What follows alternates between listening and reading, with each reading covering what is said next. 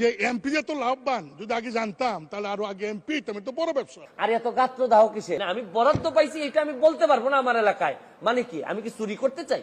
আমাদের এই হাউসের একজন মাননীয় সদস্য, তিনি ফেসবুকে কিছু বক্তব্য দিয়েছেন, যে বক্তব্যটা আমরা সবাই এফেক্টেড। যেমন এক নম্বর তিনি বলেছেন জনগণের উদ্দেশ্যে যে আপনারা কি জানেন এমপিরা কত বেতন পায়? তারা তো এটা বলে না, গোপন করে। উনি তো আরো খুশি হওয়ার কথা যে আমরা আমাদের হিসাব দেওয়া শুরু করছি। মানে ওনার বক্তব্য ছিল যে কোনোভাবেই যেন আমি ফেসবুকে না জানাই যে কে কত টাকা পায়। 3 মাসের মধ্যে জানেন, 3 মাসের মধ্যে আমি 28 কোটি টাকা পেয়েছি। 28 কোটি টাকা কিভাবে পেলেন? যে 3 কোটি টাকা পেয়েছেন গম টমের জন্য, আর 25 কোটি টাকা পেয়েছেন রাস্তার জন্য। এই আমাকে কিন্তু ইতিমধ্যেই ওই ফেসবুক দেখে অনেকে বলছেন যে 25 কোটি টাকা পাইছেন, এই টাকা কই? আরে আপনি জানেন যে এইবার মাননীয়